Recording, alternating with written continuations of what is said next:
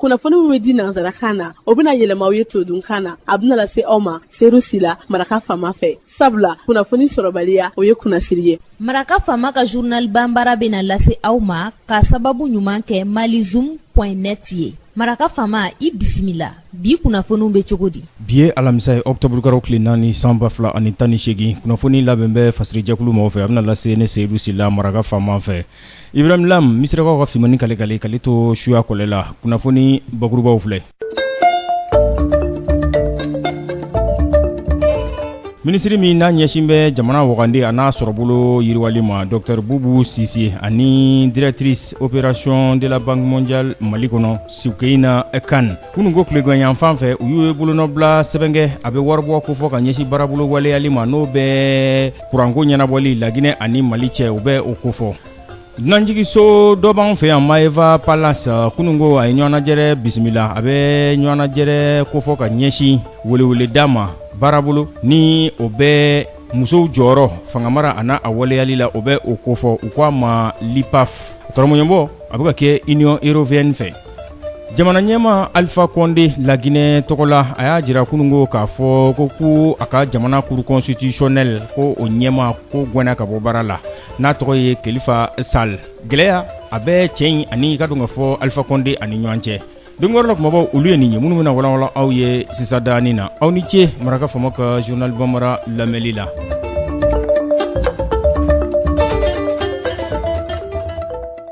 An bɔra ko de fɔ sisa daani na ministri min n'a ɲɛsin bɛ jamana sɔrɔbolo ani wagande kɔnɔna laraweli ma Dr Bubu Sise ani directrice banque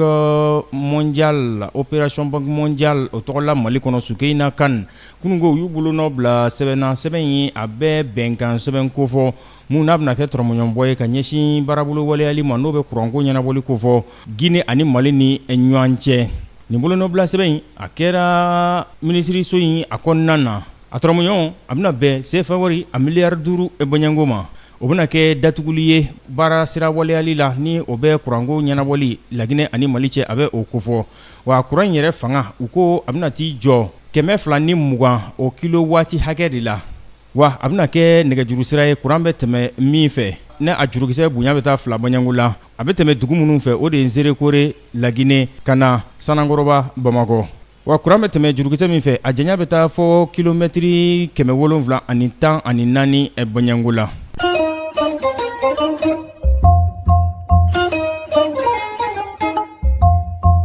Nanjigiso Hotel Maeva Palace ale ye ɲɔgɔnnajɛrɛ bisimila a tun bɛ welewele da fɔ ka ɲɛsin baarabolo ma ni o bɛ musow jɔyɔrɔ fanga ɲini ani a waleyali o siratigɛ fɛ n'u k'a ma LIPAF bakuruba fɔ la tɔrɔmɔɲɔbɔ a bɛna kɛ Union Européenne fɛ laɲini ye min ye o de ye ka kunnafoni k'a dankɛnɛmaya maaw bɛ se ka bɔ nin baarabolo in a welewele da kalama cogo min na de ka a taasira belebelew ka olu dɔn ka sababu kɛ ɲinifɛnw ni jaabi ɲini dɔw de bɛna ye a ko la ni siginkɛn bɛ ka minnu kɔnɔ. A bɛ musolakaw jɔyɔrɔ fangamara ani fanga waleyali la fanga ɲinini a n'a waleyali la Mali kɔnɔna na n'i ye Mali ta k'a lajɛ diɲɛma ɲɛkɔrɔ wulikajɔw olu bɛ sen na yaasa ɲɛtaa sira sabatilenw olu bɛ se ka yakubaya cogo min na wa o ɲini siraw olu kɔnɔna na fɛn min ye damakɛnyali ye hakɛw ɲinini na cɛw ni musow cɛ o jɔyɔrɔba bɛ o la o de kosɔn nin baarabolo min filɛ n'o ye musow jɔyɔrɔ ye fanga ɲini ani a waleyali la bakuruba fɔra LIPAF ale bɛ k'o baarabolo siraw ale bɛ k'o olu taama wa nanzara jamanaw olu kɛn bɛ ka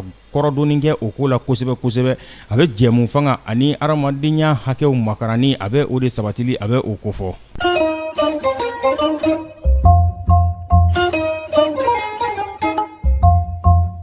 Farafina bondakun kan jamana ɲɛma Alpha Condé a y'a sɛbɛntiya kunungo dɛ a y'a sɛbɛntiya kunungo Laginɛ kɔnɔna na k'a fɔ cour constitutionnel Laginɛ tɔgɔ la o ɲɛma Kalifa Sall ko ale bolo bɔra ca la wa gɛlɛya de bɛ nin cɛ in ani Alpha Condé ni ɲɔgɔn cɛ. Mohamed Lamine Bangura n'o ye tun ye dangan ye nin cakɛyɔrɔ in kɔnɔna na cour constitutionnel o de bilara a nɔ la. Kalifa Sall ale bolo bɔra cour constitutionnel a ɲɛmɔgɔya la Laginɛ jamana kɔnɔna na septembre kalo daminɛ waati juge seegin tɔ min n'olu bɛ cour constitutionnelle kɔnɔna na olu de ye u tigɛ kɔrɔta k'a fɔ ko Bangura n'o ye dangan ye ko o ka bila a nɔ la septembre kalo tile 28 tɛmɛlen. Alpha Condé a bɛ kalekan ta don min na jamana ɲɛmaaya hukumu kɔnɔna na san 2015 cour constitutionnelle président min bolo bɔlen filɛ cɛ la n'o ye Kalifa Sall ye o de y'a fɔ ko ayiwa ko n b'i tulo la sɔmi jamana ɲɛma i bɛ ka kalekan ta jamanadenw ɲɛkɔrɔ n'i ka fanga banna kana ŋaniya siri k'a fɔ k'i bɛ jamana sariya sunba n'o ye constitutionnel ye k'i b'a yɛlɛma dɛ yaasa i ka tako sabanan i ka se k'o sɔrɔ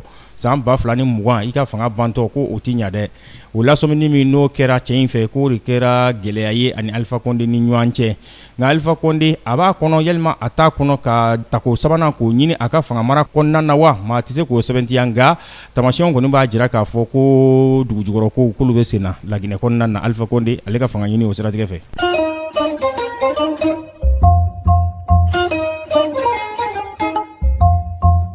Laɲini min kɛra k'a fɔ kɔnɔwari jamana ɲɛmaa kɔrɔ Laurent Gbagbo ko ka ɲangili wuli ka bɔ a kan ni o kiiri dayɛlɛw ni olu kɛra CPI Cour pénale internationale o kɔnɔna na ko olu baarabolow bɛna dabɔ novembre kalo nata o bɛna kɛ dɛmɛbaa minnu bɛ jamana ɲɛmaa kɔrɔ in na kɔnɔwari tɔgɔ la Laurent Gbagbo o bɛna kɛ olu fɛ n'o bɛ sɔrɔladon jɛkulu o bɛ olu kofɔ olu bɛna o laɲini k'o kɔrɔ don n'u ka hakilinaw ye. Gbagbo ale kɔni jalaki de tɛgɛ kɔni sinba ma k'a ye adamadenya k'a ye o daragi waati min na kalataw olu kun cɛra san 2010 ka taa 11 na kɔnɔwari jamana o kɔnɔna na n'a nana laban maa ba caman olu ni toli la kɔnɔwari kɔnɔ wa Laurent Gbagbo ale ye jamana ɲɛmaa fɔlɔ ye farafinna bondakun kan mun taara ka taa di CPI ma ko k'a kiiri k'a kiti yɔrɔ la n'u ko ma ko hɛ.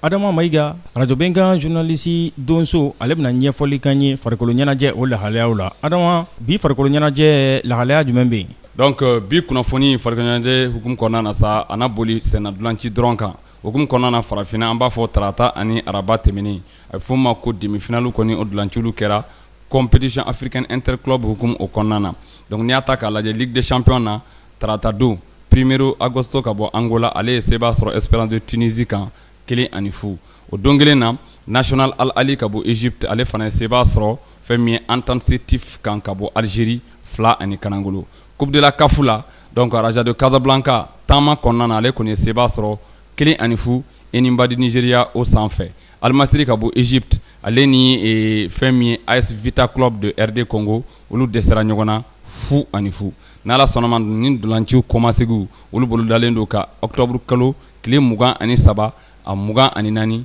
nata k'o makɔnɔ donc n'an taara fɛn min ye farajɛla an b'a fɔ Ligue des champions donc o dolanci kɔni kɛra a bɛ fɔ ma ko deuxième journée hukumu kɔnɔna na tarata ani araba tarata don jaabi damadamanin sɔrɔla olu filɛ nin ye o fɛnɛ ka bɔ Allemagne ale kɔni ye dasira a ka so Manchester City fɛ 2-1 Juventus de Turin ale ye seba sɔrɔ Young Boys kan 3-0 Bayern de Munich ale ni Ajax olu dɛsɛra ɲɔgɔn na 1-1 Lyon ale ni Shakhtar Donetsk olu fana dɛsɛra ɲɔgɔn na 2-2 Manchester United ka bɔ Angleterre ale ni Valence d'Espagne olu fana dɛsɛra ɲɔgɔn na 0-0 CSKA Moscou ale de koba kɛ nin kɛnɛ in sanfɛ ka sababu kɛ ale ye seba sɔrɔ Real de Madrid kan 1-0 Real min kupu b'a bolo ni waati kɔnɔna na arabadon dolanci dɔw fana kɛra jaabi damadamanin fana filɛ nin PSG ka bɔ Faransi ale kɔni ye seba ɲuman sɔrɔ Étoile Rouge de Belgrade kan 6-1 Tottenham ka bɔ Angleterre ale fana ye dasira a ka so FC Barcelone fɛ 4-2 donc o fɛn min FC Porto ka bɔ Portugal ale ni Galatasaray ka bɔ Turquie olu ye ɲɔgɔn sɔrɔ Porto ye seba sɔrɔ 1-0 donc Porto ka bi maa min y'a don sa o ye Musa Marega ale ye Mali dolancila ye a y'a don sanga 49 o waatiw la. Adama i ni ce i ka farikolo ɲɛnajɛ ɲɛdɔn a n'a ɲɛfɔko ɲuman na yaasa an lamɛnbaaw n'an filɛbaaw u bɛ se ka wasa sɔrɔ cogo min na Adama k'an bɛn don wɛrɛ ni Ala sɔnna ma inshallah. Adama ka nin ɲɛfɔli ninnu de bɛ dan sigi bi laseliw la min labɛnna fasiri jɛkulumaw fɛ k'a lase a balimakɛ Seyidu Sila Maraka Fama fɛ Ibrahim Lam misirakaw ka fimani kale to suya kɔlɛ la ni Ala m'an ka jɔnya jɔ an na sini an na ɲɔgɔn sɔrɔ yan juma dɔgɔkun kunnafoni labanw k'olu lase aw ma ni nin nisɔndiya kelen ye radio bɛnkan ale sanfɛ 97.7 tɔmi kelen fiɲɛ suru